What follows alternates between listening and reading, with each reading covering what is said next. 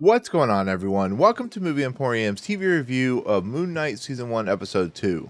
This episode is directed by Aaron Moorhead and Justin Benson. And as always, before we begin, if you like this channel, awesome. Hit the subscribe button to join Movie Emporium. Hit that notification bell top to find what's coming next. If you like this video, awesome. Hit that like button as well as commenting below on any video that you watch, including this one. Okay, so after the events of the first episode of Moon Knight, we are now into the second episode, the second week of 6 episodes. This episode was not as good as the first episode. I think the first episode was effective in introducing, but this isn't a bad episode. It really isn't. It's still a good continuation of the Moon Knight character. We get actually more information about how exactly this world works, especially with Steven and Mark. And I found it overall just a pretty entertaining episode. It does fall into the cliches of Marvel, you know, their situation and how they do things. The big reveal of the bad guy's plot and what he's doing, and now we have to have Mark and his plight and stuff like that. And it really is a Marvel show if you think about it. But this episode opens up literally right after the incident in the museum when he fought the Jackal, as I've now learned it should have been called.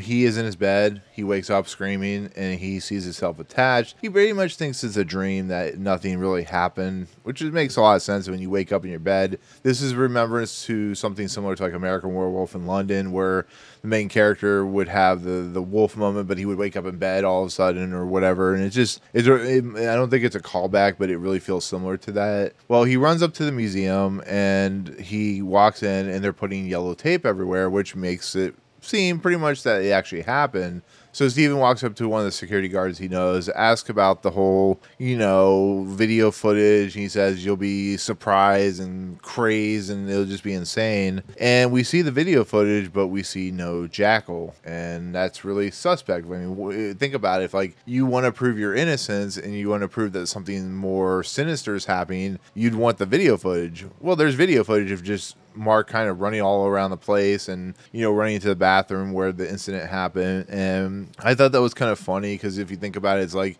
Crying Wolf, or if you've ever watched, like if you ever read like a Goosebumps book or any of those types of books when kids try to tell their parents about the monster, but they don't believe them, that type of thing. It's the same thing here. He ends up getting fired, of course, which I thought is kind of perfect for the whole situation because he needs to get out of the museum and into the real world, I guess you could say, is what they're leaning towards, like the progressive story. But it's the idea of this character needs to get out of the situation he's in into a different situation, and it leads him back to talking to the statue, which of course is one of those guys that is able to hold poses for a very long time, so people can like take pictures, give him money and stuff like that. And you watch the eyes of the statue person, and it's kind of funny. I enjoyed it. I thought it was hilarious just the way he's like, because he can't do anything. His job is not to do anything. His job is to stand there silently in a pose. He's a mannequin, whatever you want to call him, an artist. And I just thought I like the way Steven uses him to talk to him and tells him he needs to figure out this whole situation. And you could just tell that this guy who's, the character actor is just going, what the hell is he talking about?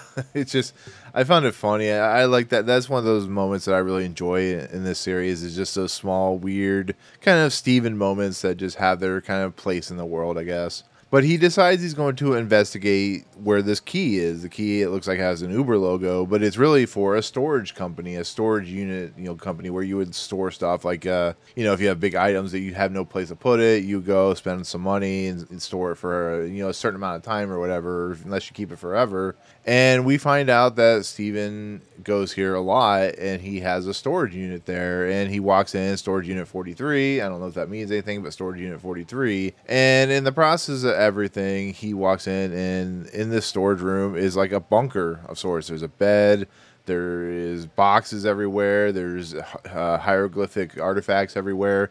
It's just this like cavalcade of a whole bunch of stuff. And that's kind of it's not really a cool reveal, but it's an interesting reveal that he has his own little operation in a storage unit, because of how the idea of storage units aren't really supposed to be used as like bases of operation, I guess you could say. So it's kind of funny to watch. But Steven looks around and he looks in the bag and he finds his passport for Mark Spector. So we find out the name of Mark is Mark Spector because he doesn't know the actual last name. And he finds a gun and some money, and that's when Mark starts talking to him, and that's when we start getting the true effect of this dual personality of Mark, where Mark is stuck inside this reflection of Steven. And it really is an interesting concept of an idea about dual personalities and the idea of one way we think and another way we think. I know this, that's going more deep than what Marvel movies really go to, but the idea of being stuck, you're what you want to be is stuck in this, world that you don't want to bring out because you're afraid something's going to happen. That's what Steven, who's this mild, timid guy, is exactly thinking. He's thinking if he brings out Mark, it's going to bring out some death and blood. He even says it in the episode, you're full of death, you're full of blood, you're a menace to society, basically, and that's the way it kind of is playing out, and that's why Steven doesn't want to bring in the character out of Moon Knight and Mark because he's so afraid that somebody's going to die in the process. But Steven takes the bag of money. He's going to go to the police. Mark warns him not to do that, and that's when Steven runs out, and that's when we see the Egyptian god, the Egyptian creature, whatever, the one with the big plague doctor nose and stuff like that. And we learn later on this is Khonshu, and Khonshu's a god that is basically seizing people as avatars to have this character Moon Knight. It's not really called Moon Knight, but he has this character as an avatar for Khonshu's character himself. And Steven, of course, runs away, and he's being chased by Khonshu. And there's like a really cool maze thing where Khonshu's running after him, and then Steven turns a corner, and Khonshu's in front of him and stuff like that. It's just really kind of cool. And then Steven runs out of the storage unit, and he almost gets hit by a motorcyclist. Ironically, that motorcyclist happens to be Layla, who's the one he was talking to in the last episode. It's interesting because she believes he's Mark, and she believes he's making jokes and trying to hide the fact that he's Mark and he's undercover, which, as you find out that these two were actually married or are married, and, Mark wanted a divorce. But it's just really kind of funny that, it's very typical in these types of stories, especially with undercover agents, to have the undercover agent have a different personality, a different life, and then the person that knows them comes into the mix, tries to get them to explain, and they finally reveal that they are undercover. Well, it doesn't happen here. Instead of happening, what is happening is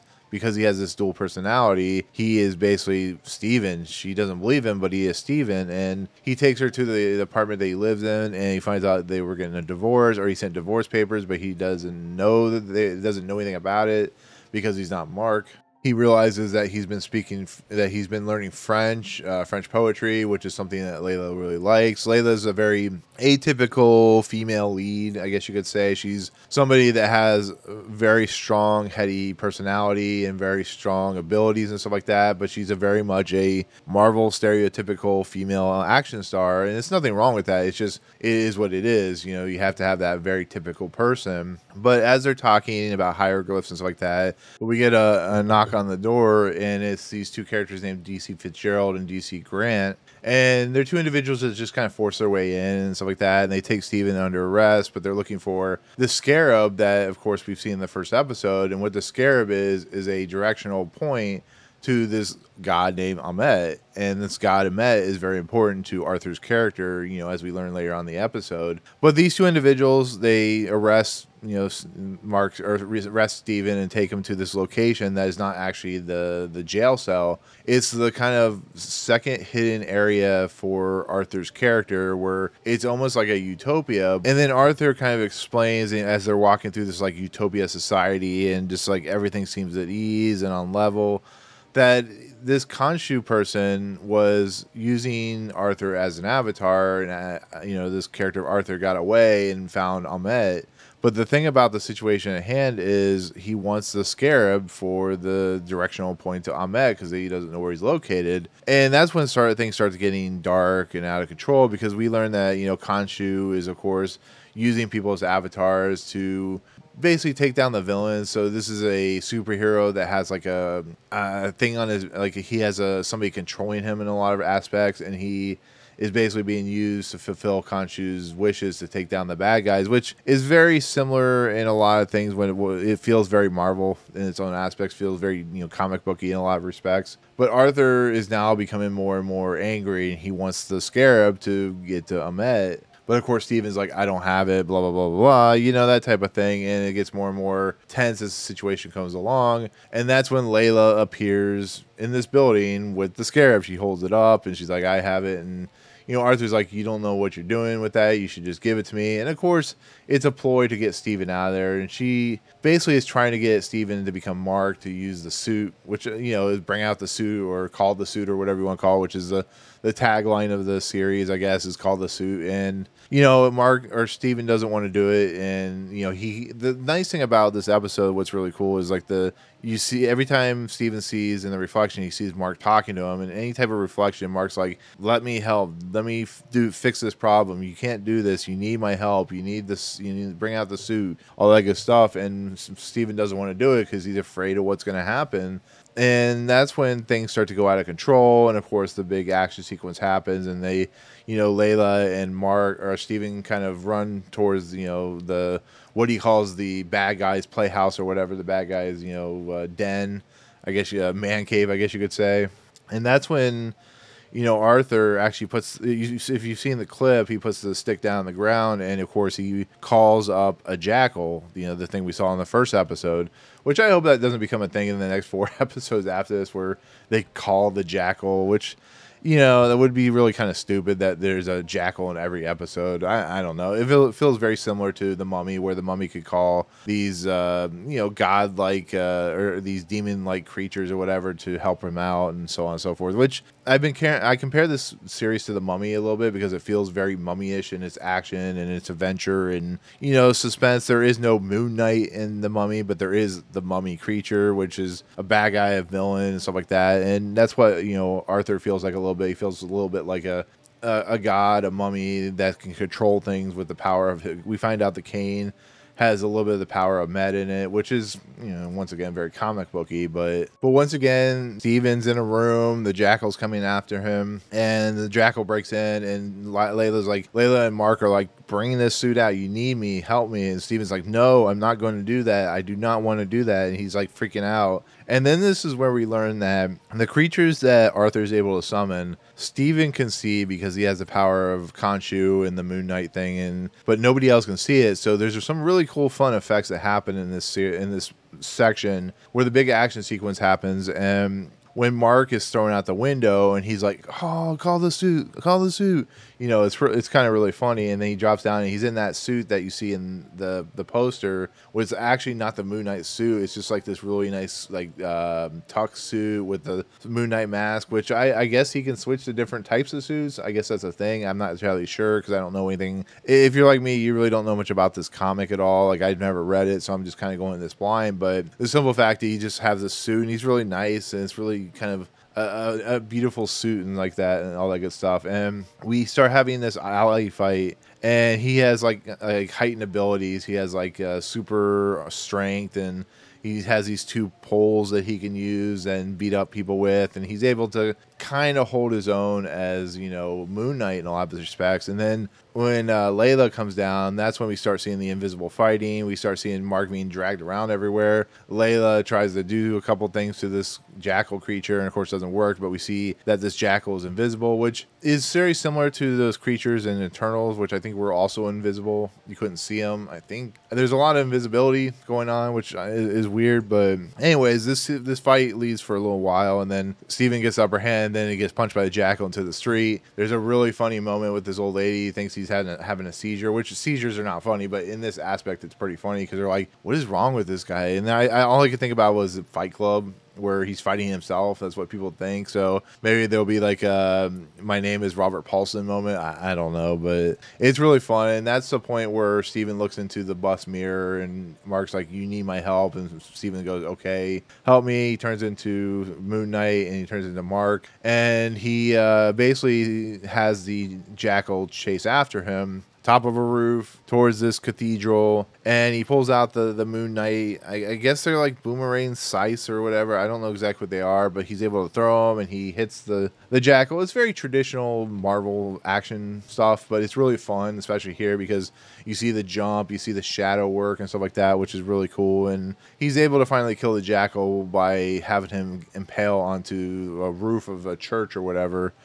And yeah, the jackal dissolves into sand. But I thought the action scene is fun. It's inventive. But the problem is it's very Marvel, so you're not getting anything really unique and out of the box. They're very traditional in what they're doing. But I think this character and I think the story is just different enough for some uniqueness. But the problem is, and we'll talk about this in a second, I don't think the uniqueness will last. But then again, we'll find out in the 3 and 4 and 5 and 6 that come up later. What ends up happening after this is Mark realizes he doesn't have the scarab. Arthur finds the scarab on the ground by this guy. Actually, this old guy finds the scarab. Arthur picks it up and judges, of course, this old guy who dies. And of course, Layla sees it and drives off. And Arthur now has the scarab, which for 6 episodes, this is the point where this kind of stuff has to happen.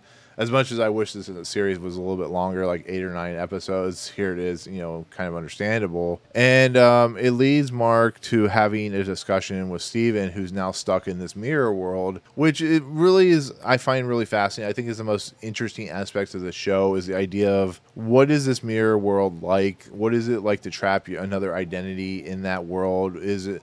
It's like your own personal hell in a lot of respects. The idea somebody's going to be trapped in there, which I think at some point these two minds are going to converge into a much more evened out character, because now it's like a split personality. Maybe not. Maybe there's always going to be a split personality type of thing. But I really like that dichotomy. I like how Steven is very just like angry at what Mark is doing because Mark is keeping him trapped there. And that's a very scary thought. It reminds me of a series like Severance, which, spoiler alert if you haven't seen Severance, which is already in the 7th episode. The idea of being trapped in 2 different places. One place is stuck in a office space, and one is basically out in the real world. That's a very scary thing, and that's what's kind of happening here, where 2 personalities, only one can live, and the other is stuck in this whatever mirror world that it is. And I find that very scary, very horrifying, but a very interesting storytelling aspect. And I think it's interesting that we have 2 shows that are doing very similar things, where though Mark and Steven know each other and can talk to each other, there's that thing where one character's stuck and the other person isn't. And I find that really interesting, kind of a well-told story that might outuse itself at some point, which it could possibly do. But this leads to Khonshu kind of coming in and talking to Mark about how he's breaking the terms of their agreement, and Mark's like, I'll finish it, I'll fix it. And he's like, when we're done, the contract's over. And Khonshu reminds him that Layla is, in essence, the next in line to take over this contract. And it leads to Mark going, let's just finish this, let's do it. What do we need to do? But in order to get this story moving quickly, because it is only 6 episodes, they flash quickly to Egypt. And of course, you got the obligatory Oscar Isaac, which is only in his boxers shot, which is, for the ladies and so on and so forth. And then he stands up and he looks out, and he's, of course, in Egypt and Cairo and stuff like that, where the pyramids are in the background and so on and so forth. And then it goes to its credit sequence. And what's also really interesting about these episodes so far is there's no opening title credit sequence, which is, I find fascinating. It just goes into the story. It doesn't have like the Hawkeye opening credits or the Loki opening credits. It just has it just goes. It's just like a Christopher Nolan movie where it has no opening credits. So I find that funny. But with that said, it's another pretty good episode. Like I said, it does follow in the tropes of the Marvel, Marvel kind of situation where things are very, by the book and very kind of has a particular box that it fits in. And I really think this show could use a little more outside the box material, because it could be really interesting, really cool. And it's not like it's not cool already, but it feels like they're just doing some of the same things they always do. They have a particular point where this bad guy is doing what they do.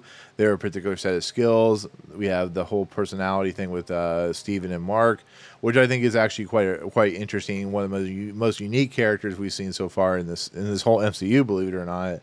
But I just wish there was more. Like Layla's character, she doesn't really have much to do in this episode. She's just kind of introduced. And I hope the next few episodes, they kind of expand upon it. Make it, they're making it close to something similar to The Mummy, but really dive deep into this world to give us some really cool, unique stuff. Because I worry by the time we get to episode 6, we're going to fall into those very by the book tropes that Marvel's known for. But I don't want to dissuade people from watching the show, because it is a really fascinating, fun show. It has those moments where everybody complains about, which I know people complain about these particular tropes, and I see it all the time too. But for that end, to kind of end the review, my review is going to be 8.5 out of 10, because I still think it's a fun episode. It's probably one of the better Marvel episodes of the TV series. I just want them to go outside the box, take that box and kind of open it up a little bit and let people spring out of it. That's the only thing I want. And that's the thing that kind of takes the episode down a little bit. So really good episode, really fun episode, just has those Marvel problems. So, but anyways, that'll do it. That'll be my take on Moon Knight Season 1, Episode 2. Comments below, what did you think of the episode? If you watched it, did you like it? Did you not like it? Do you agree with me? Do you not agree with me? All that good stuff. Anyways, thank you so much for watching. If you like what you see on this channel, hit the subscribe button to join Movie Emporium. Hit that notification bell at the top to find what's coming next. If you like this video, awesome. Hit that like button. And as always, we'll see you guys on the next video. Peace out.